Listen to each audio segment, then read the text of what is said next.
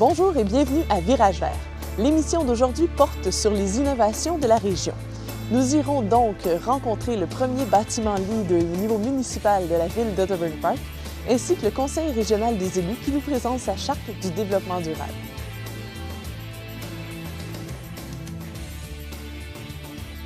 Bonjour, M. Sabourin, vous êtes directeur général à la CRI Montérégie. Oui, Montérégie-Est. Montérégie-Est. Alors, premièrement, juste nous expliquer qu'est-ce que la CRI Montérégie-Est? La CRI est la Conférence régionale des élus. C'est un organisme qui assure la concertation entre les municipalités et les différents paliers de gouvernement. Notre principal mandat, c'est justement d'assurer la concertation régionale sur différents sujets, que ce soit au niveau de la famille, de l'environnement, du développement économique, de l'exportation, bref, tout ce qui touche à l'ensemble des sphères de la société. Et nous, c'est important de noter qu'on est la troisième plus importante CRI au Québec en termes de population. On représente 105 000 de population, on représente 9 MRC, 108 municipalités. Et sur la CRI, qui siège là? C'est les municipalités? Oui, ce sont les municipalités de 5 000 habitants et plus. Et on a aussi 17 représentants de secteurs de la société civile, secteur économique, secteur tourisme, culture, conditions féminines, aînés, jeunesse, bref, il y en a. Donc, 17. Les différents comités font des recommandations qui sont ensuite appliquées au niveau provincial ou au niveau local? Au niveau régional. Au niveau régional. Pour nous, une région, c'est la Montérégie-Est, c'est-à-dire c'est 9 MRC, 108 municipalités. Okay. Et nous, après ça, on peut porter les dossiers sur un plan plus québécois, c'est-à-dire auprès des instances ministérielles. Mais nous, notre principal mandat, c'est d'assurer la concertation sur notre territoire. Parfait. Puis, vous avez, depuis récemment, adopté une charte du développement durable. Donc, premièrement, qu'est-ce que la Charte du développement durable? Je trouve ça important de noter qu'on est la première charte régionale au Québec. On s'est aperçu dans le cadre du développement de notre plan quinquennal de développement durable, et aussi dans l'analyse de nos projets, que le développement durable est un concept où, si on a 150 personnes, on a 150 définitions différentes du développement durable. Fait qu'on s'est dit, si on voulait parler sérieusement du développement durable, il fallait absolument que la région se dote de principes et de concepts où tous s'entendent sur l'application du développement durable. Donc, c'est quoi la définition du développement durable en Montérégie-Est? Bien, je vous dirais que c'est, en termes très généraux, on vise un développement du cadre de vie de la population en général, où on intègre les trois sphères du développement durable, c'est-à-dire la sphère économique, la sphère sociale, puis la sphère environnementale. Le but, c'est de créer les conditions gagnantes pour assurer, je vous dirais, le développement des générations futures, tout en respectant les générations actuelles, dans une optique où on vise l'amélioration du cadre de vie de la population en général. Et quand je vous dis, bien, je vous dirais que c'est un gros mandat, puis je vous dirais que quand on parle de première charte de développement durable au Québec, là, le fait que les 9 MRC ont été signataires de la charte, vous avez justement à l'arrière, lors de notre lancement, où les 9 préfets ont signé la charte avec la ministre Beauchamp, ça témoigne vraiment que la région est prête, est vraiment prête à enclencher le pas vers le développement durable. Puis qu'est-ce que ça implique pour les 9 signataires? Qu'est-ce que ça implique de signer la Charte de développement durable? Je vous dirais que ce que ça implique auprès de ces signataires-là, c'est de faire la promotion des principes du développement durable. Nous, la CRI, notre mandat est, je vous dirais, d'assurer une certaine formation des organismes ou des MRC qui signent notre charte. C'est-à-dire que nous, on agit, si on parle de développement durable, de contaminer. On essaie de contaminer le milieu sur l'importance de prendre un virage développement durable en fonction des principes qu'on a énoncés au sein de notre charte. Voilà. Donc, concrètement, ces 9 MRC-là, puis les 2 CLD, oui. Qu'est-ce que ça va leur donner? Qu'est-ce que vous allez faire de la formation sur quoi? Je vous dirais qu'on est en processus actuellement de développer la formation. Alors, nous, on s'engage aux organismes signataires de développer une formation. Premièrement, si on parle des MRC, qui va toucher à l'ensemble des élus d'une MRC et aussi aux employés de la MRC. La deuxième étape par la suite serait de faire un colloque annuel sur le développement durable où tous nos partenaires signataires seraient présents. Et on demanderait à la ministre, l'aboutissement de tout ça, à la ministre Beauchamp, de remettre des accréditations aux organismes qui ont bien voulu suivre la formation au niveau du développement durable. Puis notre charte à nous, on parle d'une charte, mais elle n'a pas d'effet de policier sur le développement durable. C'est vraiment une charte qui vise à informer et contaminer le milieu sur l'importance. Et on a une réponse extraordinaire pour l'instant et on espère surtout que d'autres régions du Québec vont vouloir adhérer ce principe-là. Donc, c'est un engagement volontaire des MRC qui ont décidé de prendre le processus. Et est-ce que vous avez justement, est-ce qu'il y a d'autres d'autres régions, d'autres CRI qui veulent faire les mêmes démarches? Bien, je vous dirais qu'on a eu plusieurs félicitations de la part de mes collègues DG d'autres CRI du Québec. Je vous dirais que chaque territoire de CRI a un peu sa façon de faire en lien avec le développement durable, mais ce qui est certain pour nous, c'est que ce que nous, on présente actuellement, c'est vraiment, je crois, un bon pas vers l'avant qui va permettre à d'autres CRI d'utiliser notre petite expertise à ce niveau-là. On est très, très, très disponible à leur offrir l'information. Alors, lorsqu'on adopte comme ça une charte de développement durable, les gens regardent puis nous scrutent à la loupe également. Fait qu'est-ce qu'il y a des choses qui ont changé à la CRI ou dans vos façons de faire? Je vous dirais que, comme on dit en bon québécois, il faut que les bottines suivent les babines. Là. On a déjà enclenché un virage développement durable au niveau de la CRI, que ce soit au niveau de l'achat responsable, le café équitable, genre de petits trucs comme ça, des tasses biodégradables. On a aussi encouragé le bénévolat auprès de nos employés, c'est-à-dire que maintenant nos employés doivent donner 2 journées par année de bénévolat dans des organismes du milieu. On encourage le covoiturage. Au lieu que les employés prennent chacun leur voiture pour aller à une rencontre, on met de l'argent dans un pot qu'on appelle le fonds vert. Alors quand il y a du covoiturage, nous, on crée un fonds justement pour financer des projets en lien avec le développement durable. C'est certain qu'on n'est pas 100% parfait sur toute la ligne, mais du moins, on a des lunettes où on est très, très, très sensible à tout ce qu'on fait pour s'assurer qu'on est en lien avec le développement durable. L'égalité entre les hommes et les femmes, c'est quelque chose qu'on prône ouvertement ici à la CRI, tant au niveau de nos comités qu'au niveau des employés. Fait qu'on travaille de façon assez intensive, puis on invite les gens à venir nous voir pour voir ce qu'on a fait à l'interne. Exactement. Parfait. Puis s'il y a d'autres, parce que bon, on s'entend qu'une charte de développement durable comme ça attire beaucoup de personnes. Il y a 9 signataires pour l'instant. S'il y avait d'autres partenaires qui voulaient se joindre, comment est-ce que ça fonctionne? Mais il y a 2 façons de fonctionner. La première, c'est de nous appeler directement à la CRI ou d'aller consulter notre site internet www.montérégie-est.org. Puis une fois qu'ils ont donc visité ce site-là, comment est-ce que les candidatures sont analysées? Bien, on est en train de mettre en place justement un comité aviseur là, composé de 5 personnes qui va justement nous permettre d'analyser les demandes de partenariat que l'on reçoit.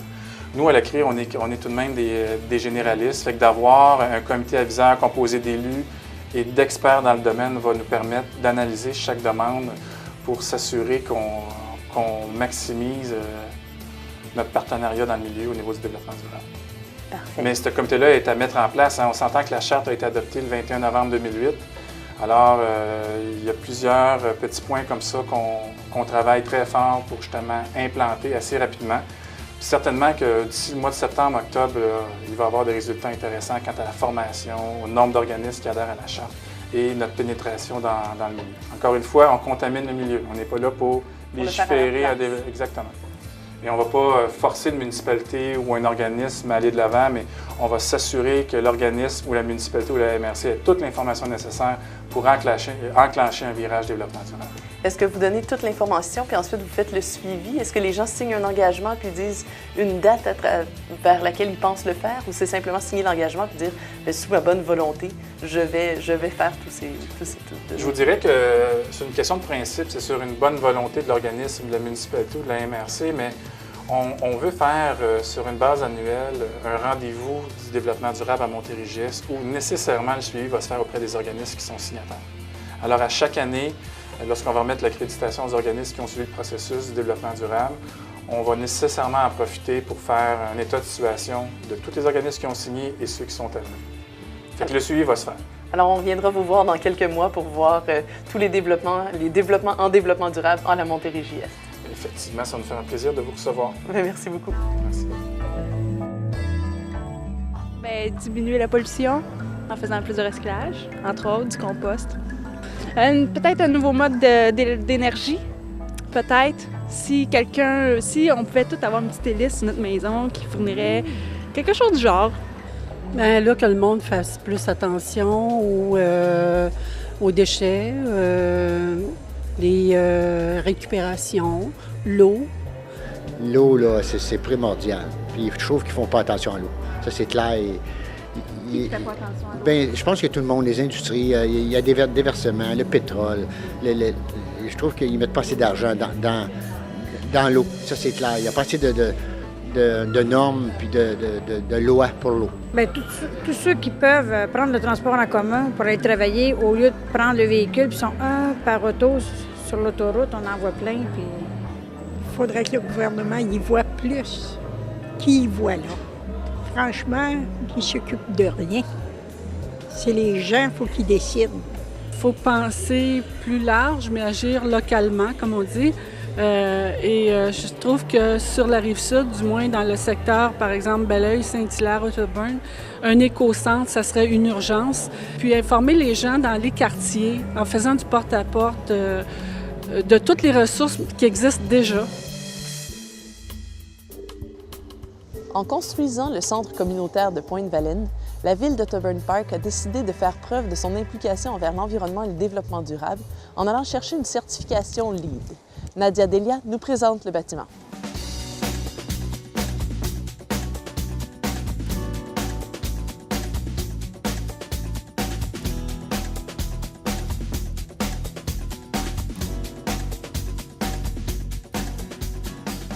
Un bâtiment LEED, c'est une philosophie américaine. Ça va au-delà de toute la conception d'économie d'énergie qu'on a eue habituellement ici au Québec.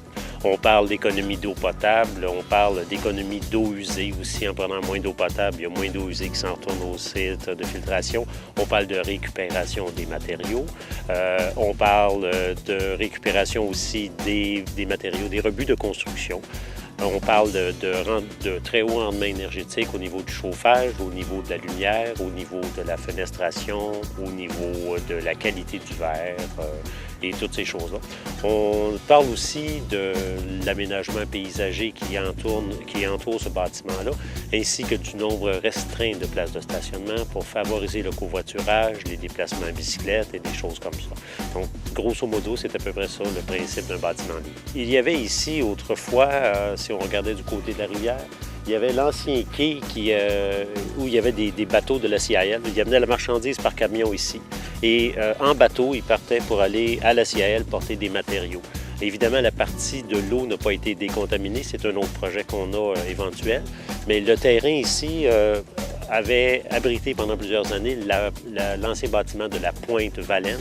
Et où on voit que c'est une petite dépression, là, l'ancien bâtiment du club de canotage. Le bâtiment de club de canotage, autrefois, c'était juste un chalet monté sur pilotis.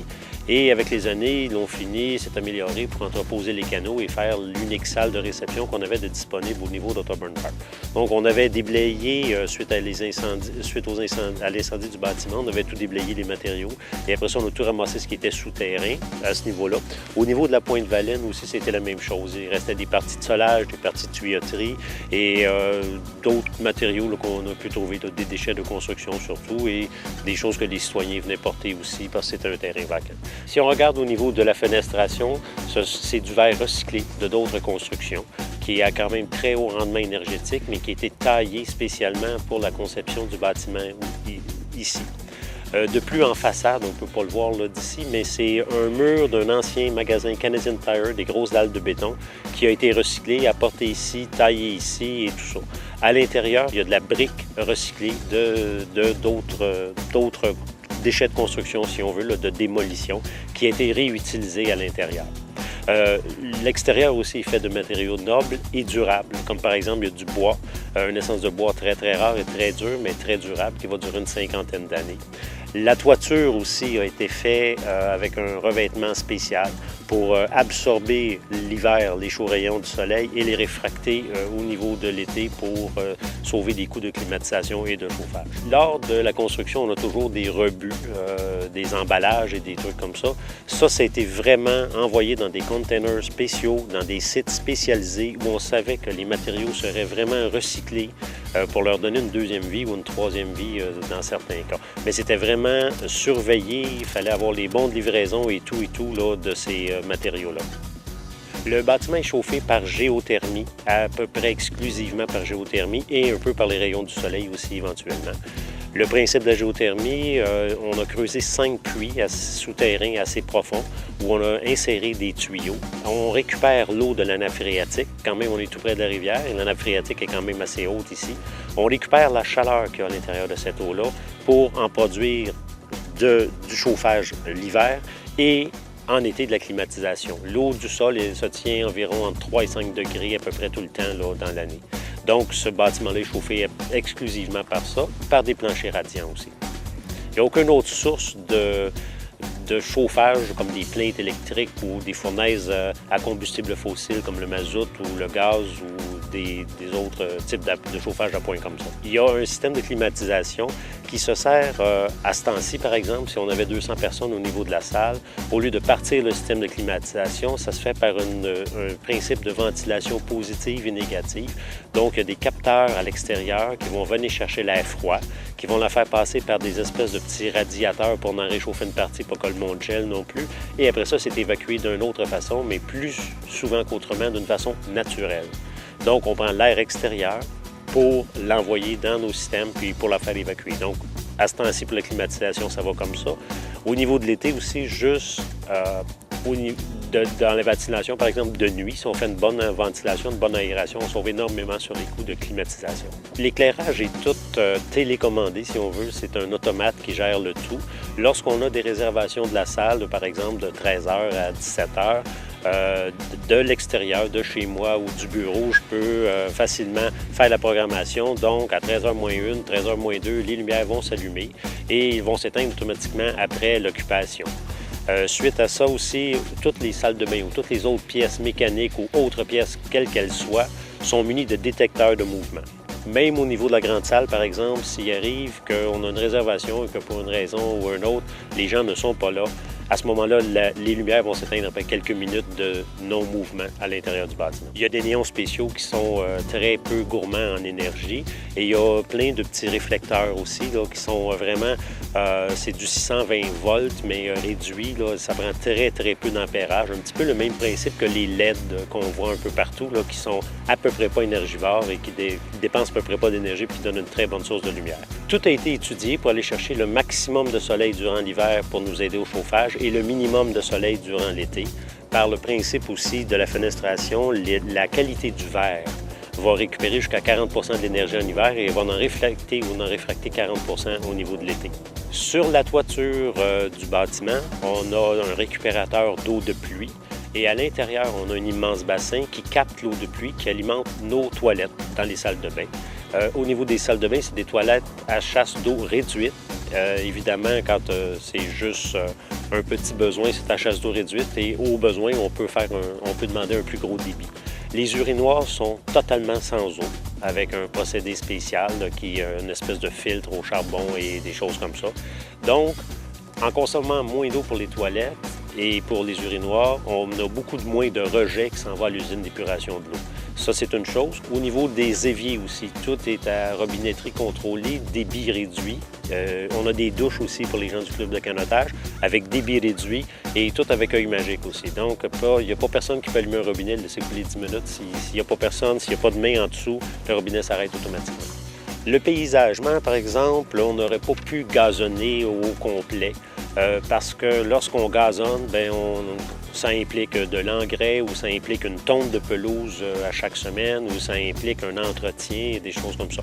Présentement, le paysagement est fait avec des copeaux de bois recyclés et éventuellement, ça va tout être des plantes vivaces avec peu ou pas d'entretien, des plantes vivaces couvre-sol qui ne nécessitent pas aucune tonte ou aucun apport de machinerie supplémentaire qui vont augmenter les gaz à effet de serre. Théoriquement, même si notre salle peut contenir 200 personnes, le stationnement devrait être limité à 28 places, avec des places favorisées pour les personnes handicapées et les personnes qui font du covoiturage.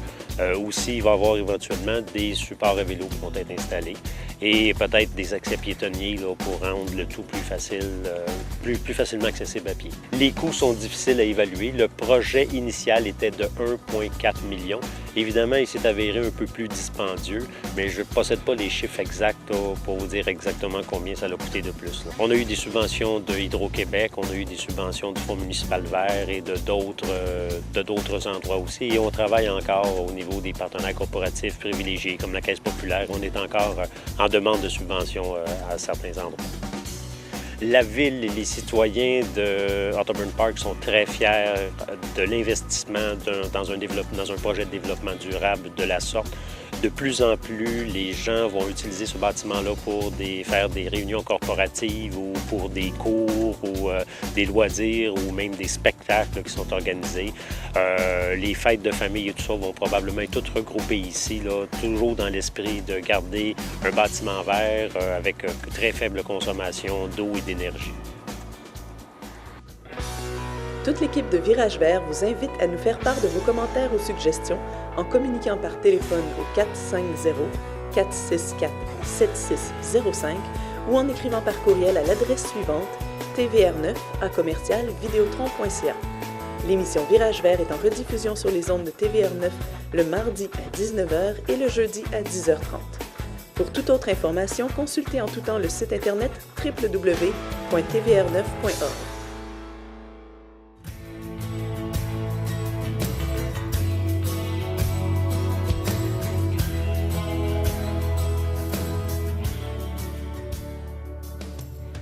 Pour les femmes soucieuses de l'écologie, il y a une multitude d'alternatives disponibles pour vous. Donc, on vous en présente quelques-unes aujourd'hui. Vous avez le protège-dessous de coton ou de bambou qui sont disponibles. Il y a imperméable ou coton-coton. C'est fait ici à Montréal par la mère Hélène. Donc, il y a également les serviettes féminines, soit des protège-dessous, les serviettes pour les menstruations plus intenses, qui sont faites de matières biodégradables, donc beaucoup moins de matières de plastique et de synthétique, qui gardent beaucoup moins d'humidité dans ces parties-là, de région, et qui sont biodégradables et jetables, qui sont disponibles. Nous avons aussi la Diva-Coupe. C'est une coupe menstruelle, donc c'est ni un tampon, ni une serviette sanitaire. C'est une coupe qui récupère le flux menstruel. Donc, la façon qu'on fait, c'est qu'on le plie en deux, on fait l'insertion. Et au lieu d'avoir un tampon qui gonfle et d'avoir des chocs toxiques, nous avons simplement une coupe qui récupère le flux menstruel. Très facile d'utilité. Sont faites aussi de silicone médical, donc pas de latex parce que beaucoup de femmes sont allergiques à ça. Et il y a une compagnie aussi qui existe qui s'appelle la Keeper, qui sont faits en caoutchouc naturel. Et par contre, la silicone médicale, je vous dirais que 90% des femmes l'acceptent bien, ça va super bien. Pour les femmes actives, les femmes qui ont des enfants, les parcs, les carrés de sable, les longues promenades, très, très efficaces, très longue durée. Durée de vie, 10 à 12 ans. Investissement, environ 40 $ et garantie 1 an par le fabricant. Donc, les femmes ont 1 an pour l'essayer, confortable ou pas, ou il y a un petit problème, sans problème, c'est échangeable ou remboursable par la compagnie directement. Il y a d'autres produits aussi disponibles sur le marché. Si jamais vous avez besoin de plus d'informations, vous pouvez les vérifier avec le www.pouruneplanèteverte.com. On vient de voir comme la Montérégie est une région qui innove du côté environnemental, mais surtout au plan du développement durable. D'ici le prochain épisode, je vous invite à prendre le virage vert.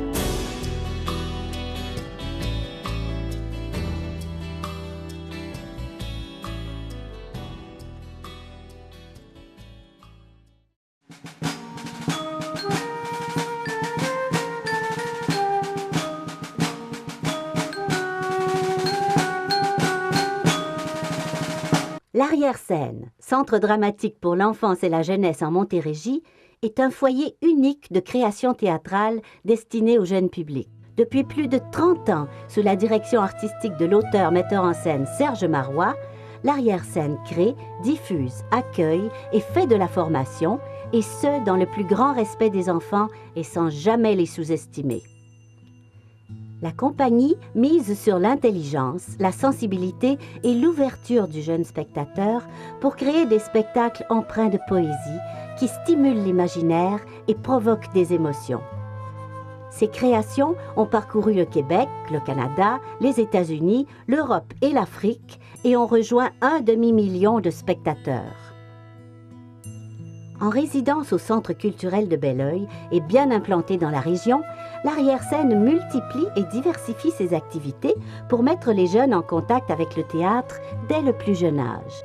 Convaincu de l'importance de l'art, et plus particulièrement du théâtre, dans la formation générale de l'individu, l'Arrière-Scène offre aux jeunes divers ateliers qui leur permettent d'apprivoiser cet art comme moyen d'expression. Le marathon théâtre, la petite troupe, les ateliers d'écriture et des rencontres avec des artistes professionnels. Quand on est petit, on est bien mal renseigné. Alors, on imagine. Responsable de la programmation jeune public du Centre culturel, l'Arrière-Scène offre aux jeunes et leurs adultes une saison théâtrale riche et diversifiée. Des spectacles d'ici et d'ailleurs, des artistes passionnés par le monde de l'enfance, du théâtre sous toutes les formes et pour tous les âges. Le théâtre, un art qui plonge le jeune spectateur au cœur de son imaginaire et de ses émotions.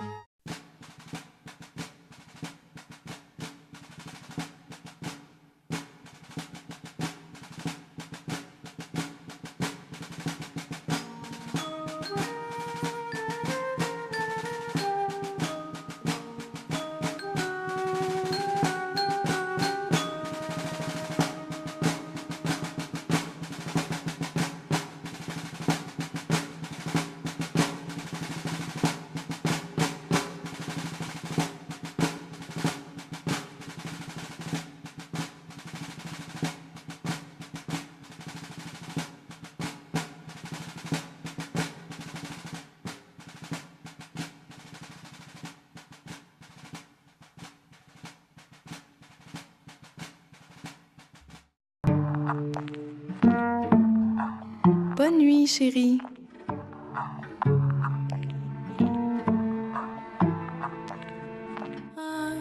Soyez les yeux et le cœur des enfants portés disparus.